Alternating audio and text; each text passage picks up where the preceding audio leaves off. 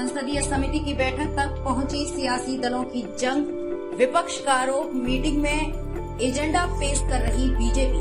केंद्र सरकार और विपक्ष के बीच टकराव सिर्फ संसद या चुनावी रैलियों तक ही सीमित नहीं रह गया है।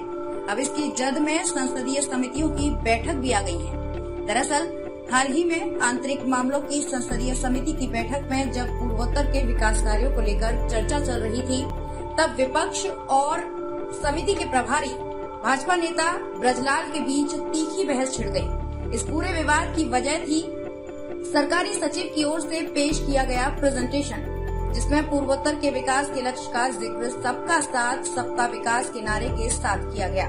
इसे लेकर तृणमूल कांग्रेस नेतृत्व में पूरे विपक्ष ने सरकार को घेर लिया। आरोप लगाया कि यही नारा भाजपा के 2014 के घोषणा पत्र का भी हिस्सा था। विपक्ष के नेताओं के मुताबिक संसदीय समिति की बैठक में कोई भी प्रेजेंटेशन सत्ता में मौजूद पार्टी के नारों के साथ नहीं होना चाहिए। हालांकि संसदीय समिति के अध्यक्ष और भाजपा नेताओं ने विपक्ष के इन आरोपों को नकारते हुए कहा कि ये प्रधानमंत्री नरेंद्र मोदी का उद्देश्य है और इसे किसी पार्टी से जोड़कर या राजनीतिक मकसद से जुड़ा नारा बताना गलत है। उन्होंने कहा कि पीएम के नजरिए का महज राजनीति के नाम पर विरोध ठीक नहीं है। गौरतलब है कि सरकार रिपोर्ट्स के मुताबिक संसद में डेरेक ओ ब्रायन के नेतृत्व में तृणमूल कांग्रेस ने सरकार के इस कदम का विरोध किया है।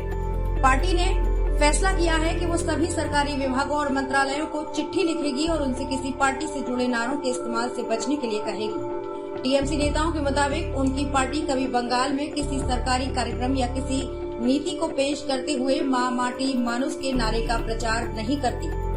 ओ ब्रायन के मुताबिक ऐसे नारों का इस्तेमाल पार्टियां कर सकती है, पर सरकार कभी नहीं। गौरतलब है कि सरकार और विपक्ष की ये लड़ाई अभी और बढ़ने के आसार हैं।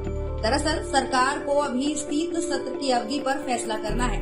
इस बीच पूर्वोत्तर के कुछ सांसदों, खासकर ईसाई सांसदों का कहना है कि उन्हें क्रिसमस की तैयारियों के लिए काफी कम समय मिलता है। यहाँ तक कि कुछ सांसदों ने आंकड़े रखते हुए कहा कि आमतौर पर संसद के शीत सत्र का पहला हिस्सा क्रिसमस से 1 या 2 दिन पहले ही खत्म हो जाता है, जबकि अगला हिस्सा जनवरी के पहले हफ्ते में शुरू हो जाता है।